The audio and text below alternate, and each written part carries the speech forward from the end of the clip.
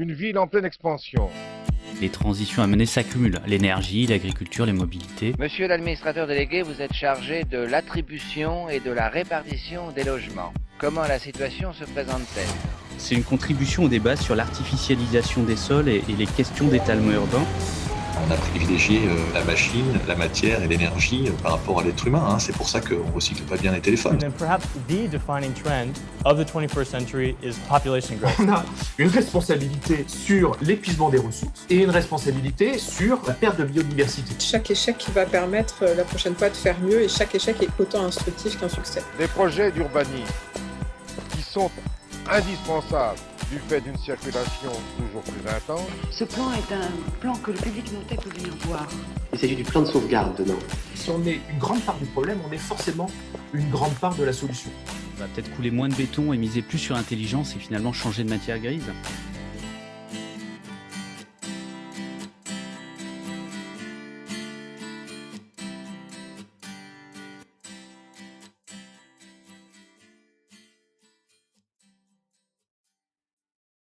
Didier Mignery, bonjour. Bonjour. Alors Didier, tu es fondateur et donc président de HubFactor, une start-up qui s'est donné pour objectif de faire prendre un peu de hauteur à la ville en construisant sur les toits. Mais tu vas nous raconter ça. Qu'est-ce que vous cherchez à développer chez HubFactor ? Alors, HubFactor a décidé de s'intéresser au sujet de la surélévation des bâtiments. Alors, c'est issu de mon expertise au départ d'architecte, parce que en tant qu'architecte, j'ai réalisé plusieurs projets de surélévation et on s'est vite rendu compte que il y en avait partout et que pour les adresser et pour essayer d'en faire une vraie solution pour nos clients maîtres d'ouvrage, il fallait qu'on essaye de trouver un moyen de détecter de manière assez on va dire rapide et efficace les meilleurs projets à réaliser.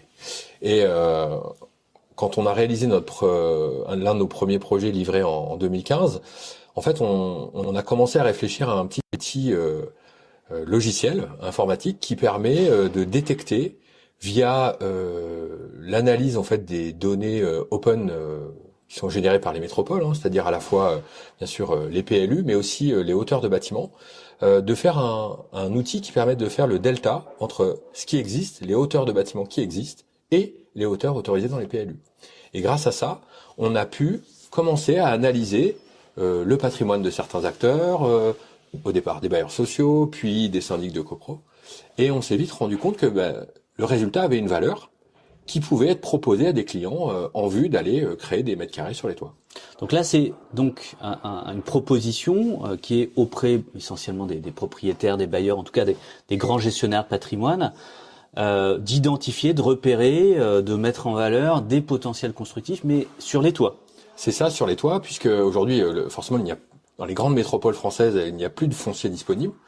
Et à l'heure de la zéro artificialisation des sols, de la rénovation énergétique des bâtiments, il faut essayer de trouver des leviers, des ressources nouvelles pour essayer de travailler, ce que nous on aime bien appeler le foncier aérien, cette notion un peu, on va dire qui est pourtant pas très nouvelle, mais en même temps qui sonne bien en tous les cas, et qu'on peut exploiter via la surélévation, mais pas uniquement. Donc la création de mètres carrés liés à l'habitat principalement, mais on peut aussi exploiter ce foncier aérien pour faire plein d'autres choses, de la végétalisation, de la création, de la production d'énergie, et ainsi de suite, et ainsi de suite. Donc voilà.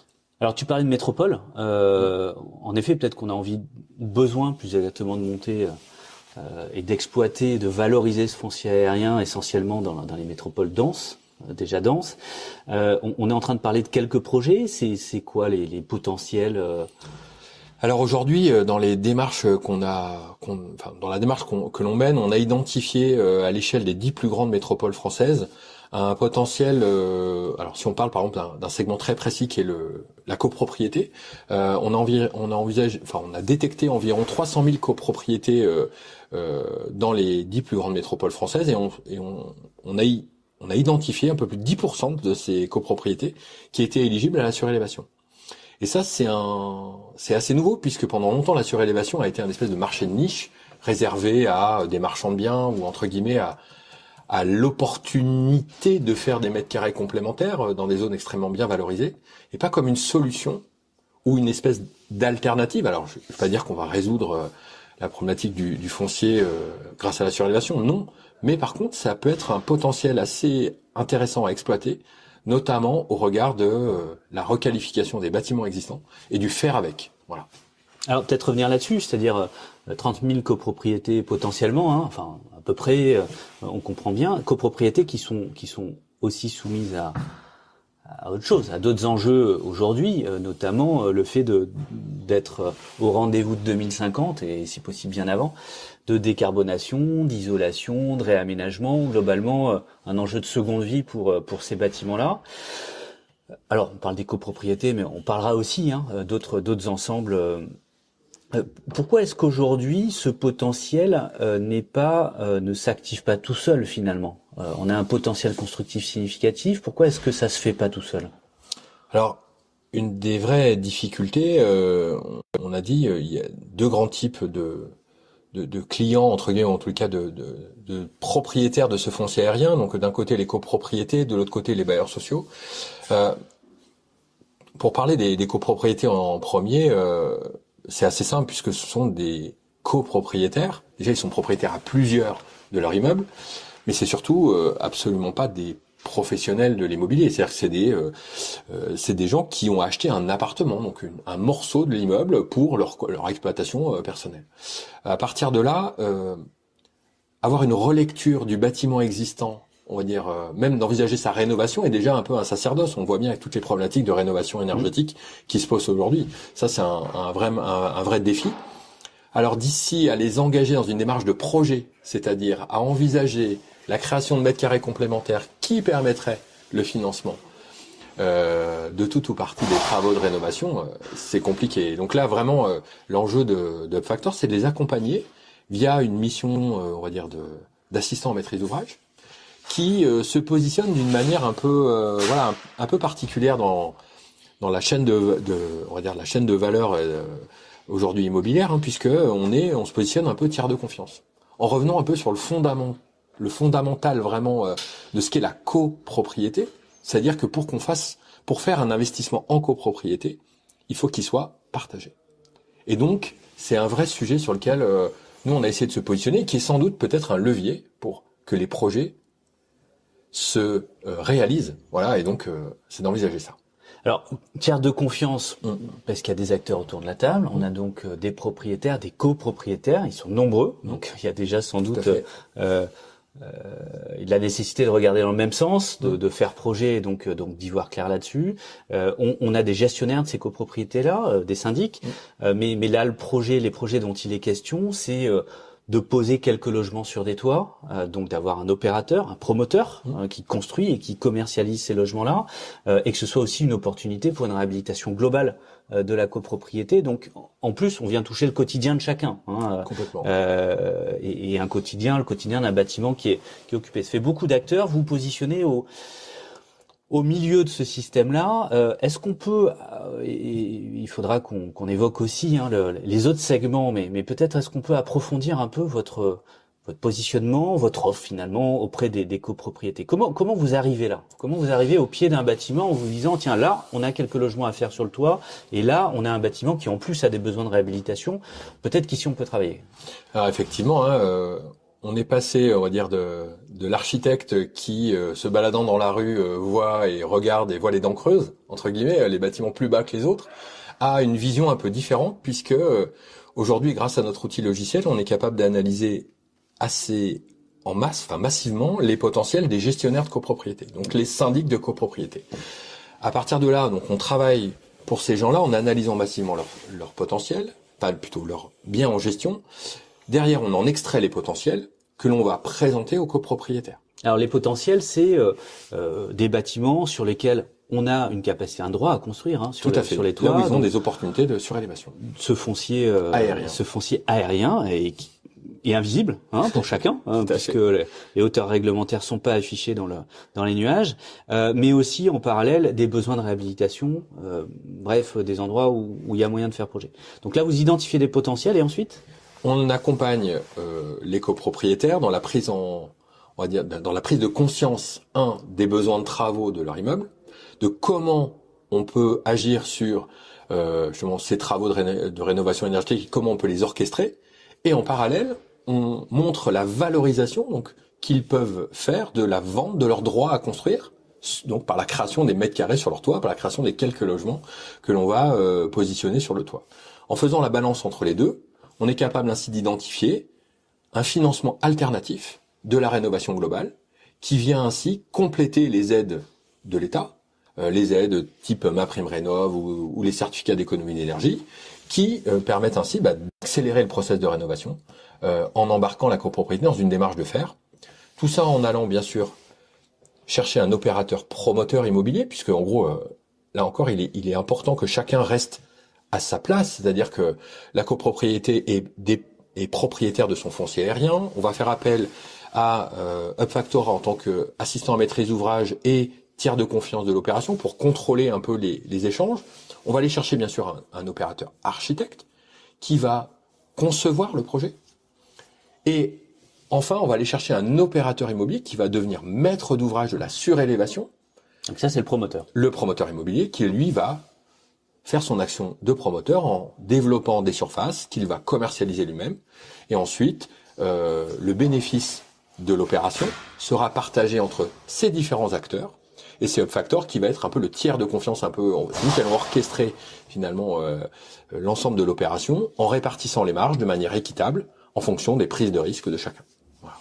Alors, et rajoutez aussi que vous êtes vous-même à risque, c'est-à-dire que toute cette phase de développement, finalement, de conception du projet, vous investissez dessus, ce qui est évidemment important, notamment dans le cadre de copropriété. Donc, si on résume, parce que c'est pas complètement simple et évident.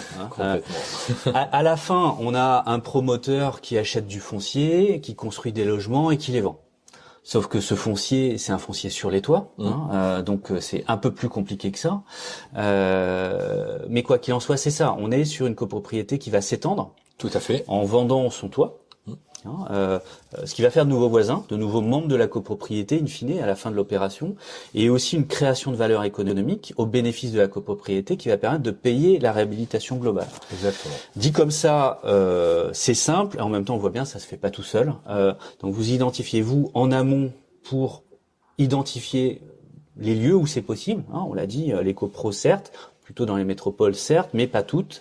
Voilà, il faut matcher un certain nombre de besoins, mais surtout vous restez tout au long du process, finalement en conseil, en assistant maître d'ouvrage, de façon à assurer que chacun joue son rôle et qu'on ait une répartition de la valeur. Ok, très bien.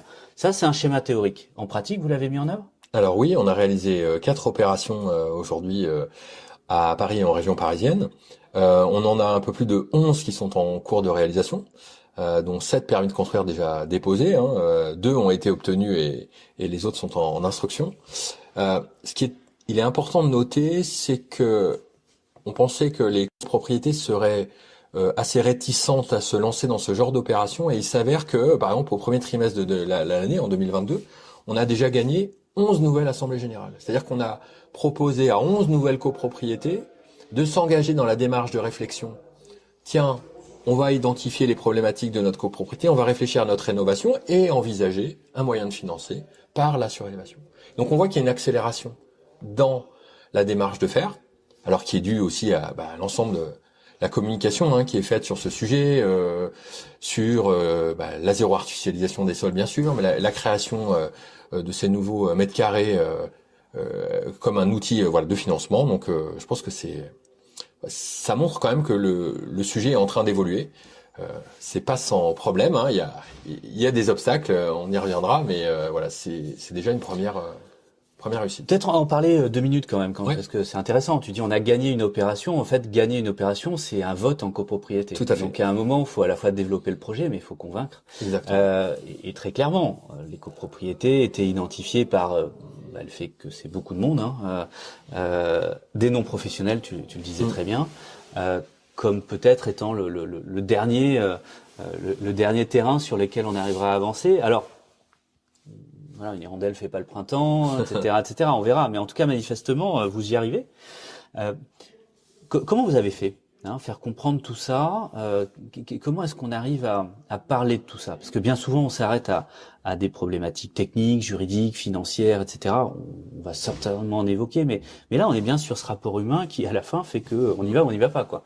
Qu'est-ce que vous avez Qu'est-ce qui, dans ce retour d'expérience qui commence à être vraiment concret, quels apprentissages t'as tiré de ça? On sent que les copropriétés aujourd'hui sont quand même devant un vrai mur, hein. C'est celui de l'entretien et de la hausse du coût de l'énergie, qui fait qu'aujourd'hui se chauffer, ou en tous les cas est un véritable sujet.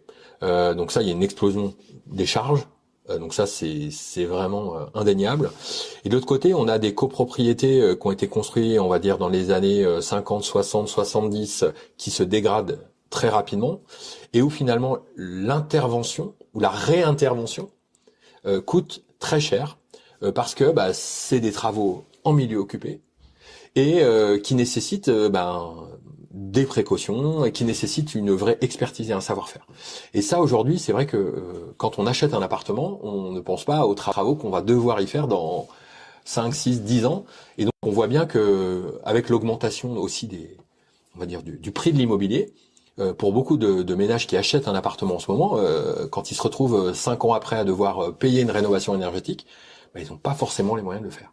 Donc on voit bien que cet argument économique est vraiment prégnant, hein. Faut pas se voiler la face. C'est l'argument un peu massif et qui fait le succès aujourd'hui de l'offre Factor. On voit aussi qu'il y a une prise de conscience dans la notion de rénovation globale et de la consommation. C'est-à-dire cette notion de on va pas continuer à consommer à outrance des énergies dont on n'a pas. Il y a quand même un changement de mentalité chez les copropriétaires. Il y a une évolution aussi démographique, hein, c'est naturel. Et on voit bien que certains commencent à réfléchir à tiens, est-ce que on pourrait pas travailler sur de l'autoconsommation? Donc il y a une prise de conscience de la copropriété comme une peut-être une capacité, avec la capacité de co-construire quelque chose. Et on voit bien que dans les exemples, alors encore une fois, hein, c'est quelques exemples parmi d'autres, mais on a des vrais sujets, et quand les copropriétaires se mettent à réfléchir ensemble à une démarche de projet, ça devient un projet commun. Et ça change tout. Voilà. Bon, tu peux nous raconter un peu peut-être un de ces 10-15 projets là en cours, soit réalisés, soit avancés, justement, au-delà de cette théorie, hein, on pose des logements sur le toit, et ça s'appelle la réhabilitation globale pour le coup, et on baisse in fine les charges.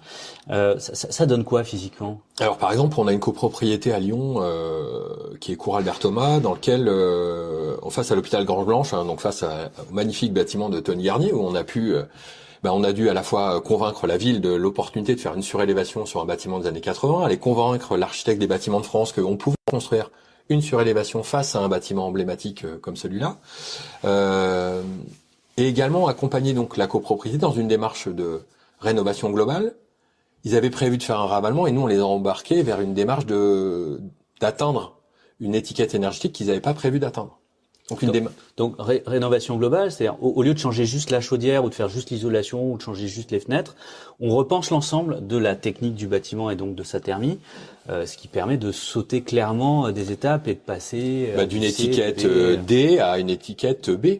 Et ça avec une démarche qui est accompagnée et où je pense que les copropriétaires n'auraient pas passé le pas s'ils n'avaient pas eu cet accompagnement initial, à la fois dans la culturation, encore une fois, mais aussi dans le financement qu'apporte la surélévation.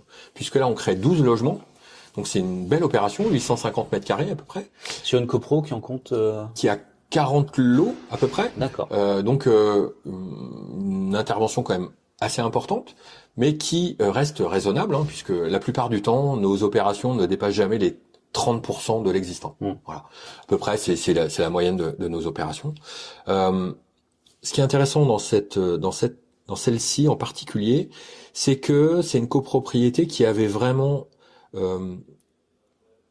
une complexité parce que à la fois des clients, des propriétaires bailleurs, des propriétaires occupants, donc à la fois du turnover avec des étudiants et en même temps des gens qui habitent là à l'année avec des cycles, des rythmes de vie différents. Donc on a apporté dans la programmation, on les a consultés dans la programmation, ils ont choisi par exemple plutôt d'avoir des logements familiaux au lieu d'avoir des logements on va dire peut-être plus rentables pour un promoteur, mais voilà, avec un intérêt de vie plus important. Et point très intéressant aussi sur cette copropriété, c'est qu'elle disposait d'un sous-sol en parking inexploité. C'est-à-dire qu'on est au centre de Lyon, on est dans le 3e arrondissement, au pied du métro, Et là, c'est une illustration de ce qui est en train de se passer dans beaucoup de métropoles.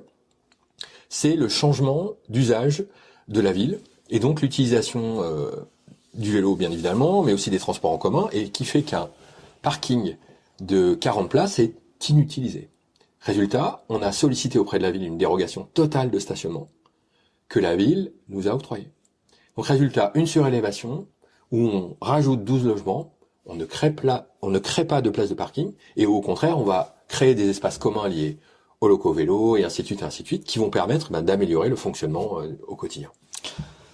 D'accord, donc ça dépasse ce projet collectif, il dépasse pour le coup clairement cet enjeu technique. Et on est bien sur une logique de seconde vie. On repart finalement collectivement sur 30 ou 50 ans de vie quasiment commune. Alors, on a parlé des copropriétés, c'était a priori pas le plus simple et ça avance. Il y a aussi un autre parc important de logements, y compris dans nos métropoles, c'est le parc des bailleurs sociaux, c'est le parc de logements locatifs sociaux. C'est une autre organisation, on a une unité de propriétaires là, c'est l'inverse quelque part, on a un interlocuteur. Comment vous adressez aux bailleurs sociaux ? Alors généralement, aujourd'hui, on a une action auprès des bailleurs sociaux en analysant là encore leur parc et en analysant leur patrimoine au regard des travaux qu'ils ont à réaliser dans les 10 prochaines années. Ça, c'est important de faire ce qu'on appelle le plan de stratégie patrimoniale. Donc, on fait le matching entre, finalement, les opportunités de surélévation qui pourraient exister sur le patrimoine existant et leurs besoins en travaux, de manière à flécher, finalement, des opérations mixtes de rénovation globale et de surélévation de densification. Vous avez prévu de faire des travaux, donc quitte à les faire, profitons-en. Il y a une opportunité de... Ce qui permet aussi de faire accepter plus facilement aux locataires qu'il va y avoir une intervention sur leur toit, donc des travaux, s'il existe forcément des leviers d'amélioration de leur propre logement. Voilà, c'est quand même important. Alors, sur le travail d'analyse que vous avez pu faire du patrimoine de bailleurs sociaux, le potentiel est significatif ? Oui, c'est très important. On a identifié, par exemple, dans certaines métropoles, comme la métropole de Lyon, un peu plus de 3800 logements à réaliser sur le patrimoine des bailleurs. C'est-à-dire, il y a environ 50 000 logements, par exemple, dans la ville de Lyon, qui d'ailleurs n'est pas tout à fait encore au seuil de logement social, de 25%. Donc, c'est un moyen. Il leur manque un peu plus de 9 000 logements. Il y en a peut-être 3 000 à faire en surélévation. On voit bien l'impact que ça peut avoir. Surtout on va dire une démarche où les bailleurs créent du logement social pour les bailleurs sociaux au plus près des besoins, c'est-à-dire en centre urbain, au plus près des transports en commun, des services que la collectivité met à disposition et ainsi de suite. Ça a une vraie vertu et c'est très intéressant pour eux. Et en poussant sur le toit, on n'occupe pas le sol. On n'occupe pas le sol, on n'imperméabilise pas, etc., etc. Donc c'est une forme de densification, mais sans doute avec moindre impact. Alors, une fois de plus, là-dessus, vous avez travaillé de la théorie à la pratique. Comment est-ce que tout ça avance ? Alors, chez les bailleurs, c'est sans doute aussi un peu plus compliqué. C'est d'un côté plus simple parce qu'ils sont propriétaires uniques, mais en même temps, ce sont des opérateurs avec des habitudes, avec des façons de fonctionner, donc des services qui sont liés à la réhabilitation, d'autres à la construction neuve, donc peut-être une difficulté à faire matcher les deux. Mais aussi avec une vraie problématique de financement, on va dire, de ces travaux de surélévation, puisque il y a encore aujourd'hui, malgré tout, des surcoûts de construction liés à la réalisation de ces projets. On travaille en hauteur, on travaille en milieu occupé, et c'est vrai que peu aujourd'hui se lancent véritablement dans ce genre d'opération.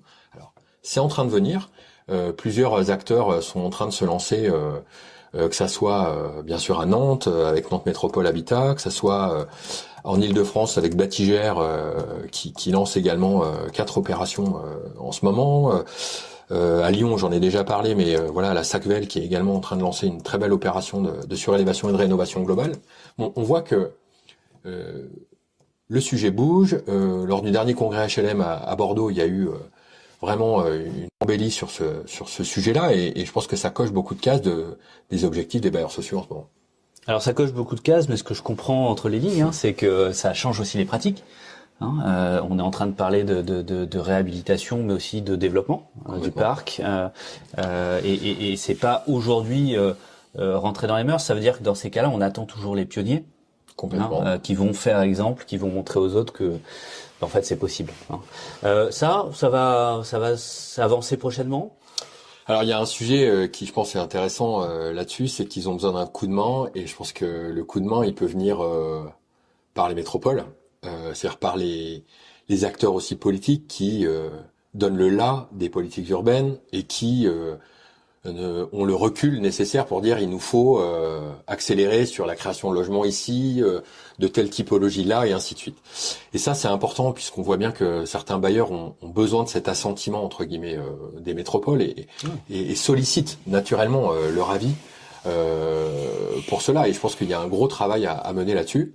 Alors qu'on a eu la chance d'initier avec certaines métropoles, et là notamment avec une métropole que je mets souvent en avant parce que ça a été la première, et franchement il faut souligner ça, c'est l'Eurométropole de Strasbourg, avec laquelle on a eu on a fait un travail très intéressant au départ d'analyse du parc du locatif social, en analysant massivement un peu en faisant un crash test de leur PLU sur le parc logement locatif social. Et on a trouvé énormément d'opportunités.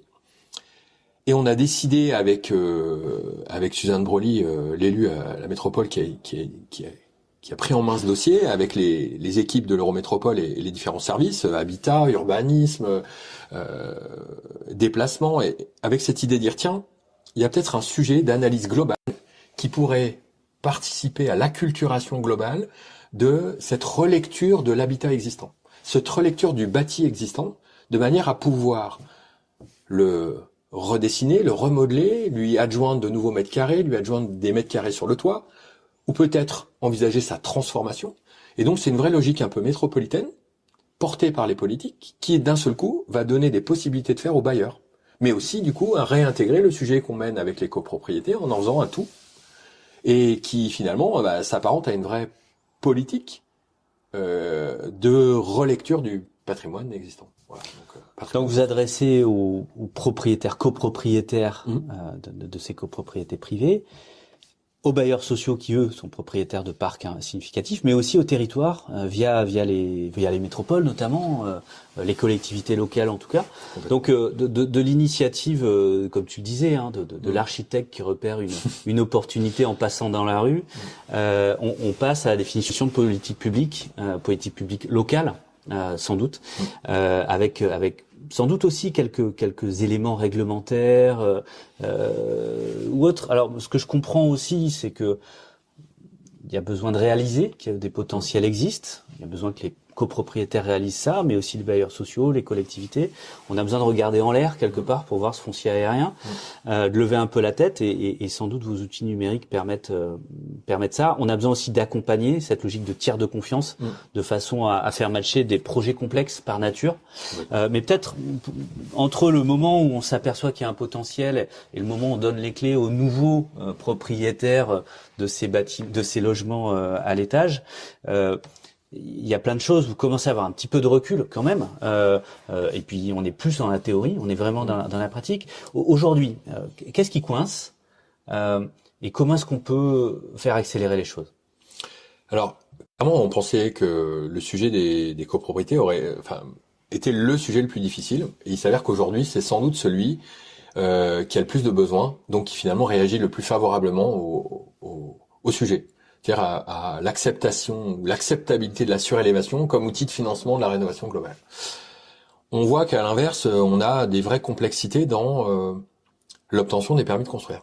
Pourquoi ? Parce que aujourd'hui, travailler en densification, travailler en acceptabilité patrimoniale dans des secteurs de centres urbains, c'est pas facile.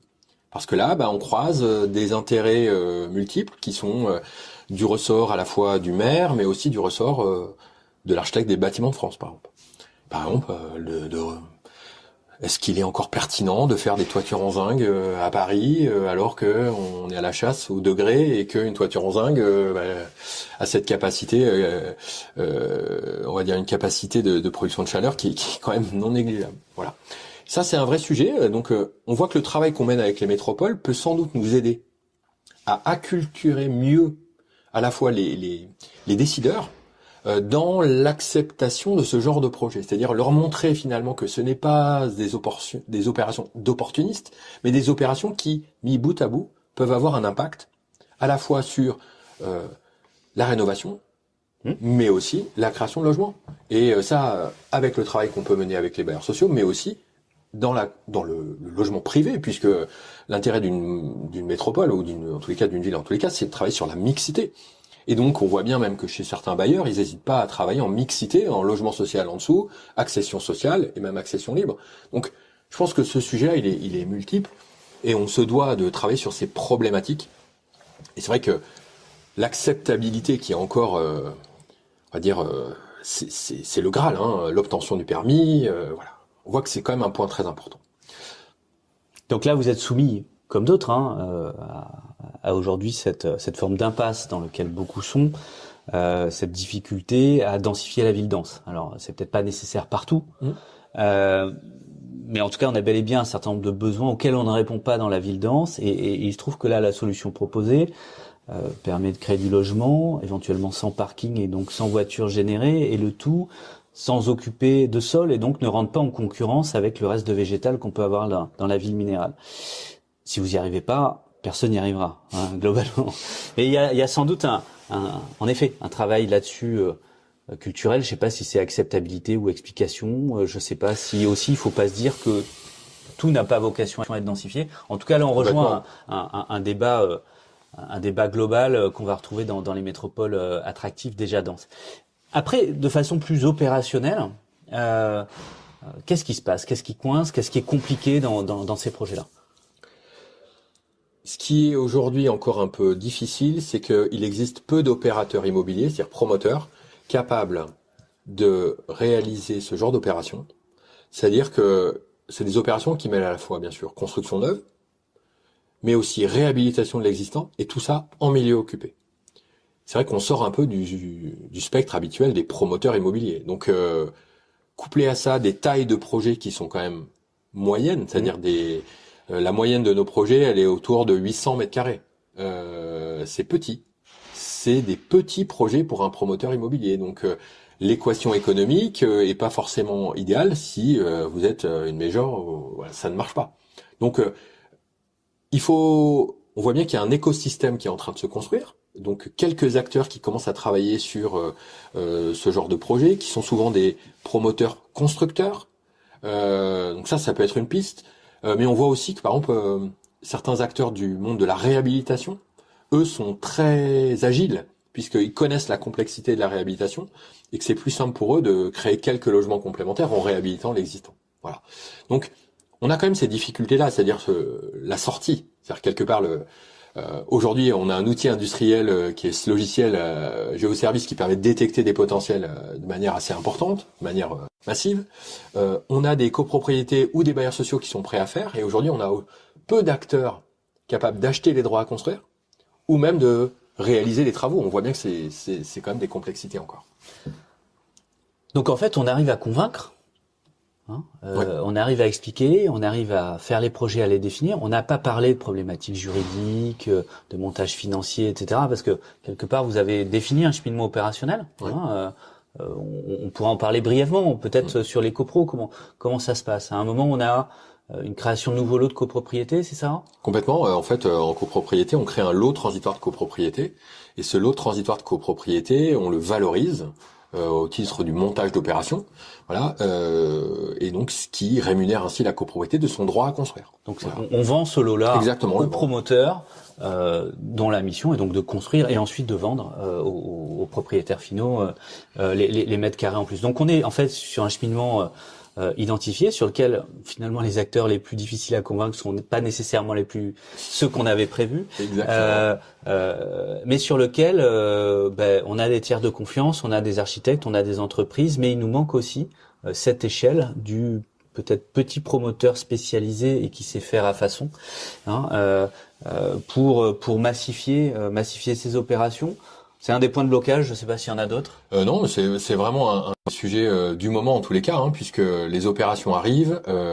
Maintenant, il faut effectivement les concrétiser, et c'est un peu l'objet Shape Factor de l'année 2022 et 2023, c'est de sortir les opérations qui ont été validés l'année dernière et d'être capable de montrer que la surélévation peut être une vraie solution à la rénovation globale et pas uniquement une innovation ou une expérimentation. Non, ça peut être vraiment une solution. Et maintenant, il faut le démontrer en ayant des réalisations concrètes. Alors nous, notre sujet, c'est de faire parler les pionniers, mais surtout de s'assurer à ce que les solutions qu'ils trouvent essaiment pour sortir des projets pionniers et des projets exceptionnels, sortir de l'exemplaire finalement pour rentrer au banal. Donc on sera extrêmement attentif à votre capacité finalement à massifier ou à la capacité collective avec d'autres peut-être aussi sur le territoire, de façon à activer ce potentiel de foncier aérien. Il est là, sous nos yeux, mais on le voit pas. Il est peut-être un peu plus compliqué à mettre en œuvre, mais vous avez démontré que c'était possible. Qu'est-ce qu'on peut vous souhaiter pour les prochains mois, les prochaines années ? Vraiment, c'est d'être capable de continuer à convaincre nos clients et notamment les copropriétés du bien fondé de cette démarche. D'être capable d'arriver à convaincre également les villes et les métropoles de se lancer dans ce genre d'opération et de réaliser des opérations de création de logements au plus près des besoins. Voilà, c'est vraiment ça je pense qu'il faut nous souhaiter et c'est que on soit capable de venir en reparler avec plaisir dans quelques mois ou l'année prochaine. Didier Mignery, merci. Merci on manquera pas de suivre tout ça, on manquera pas d'aller voir une opération, d'aller visiter avec plaisir. Et d'en parler ensemble comme ça et d'aller au bout de ce retour d'expérience. Merci beaucoup et à bientôt. Merci.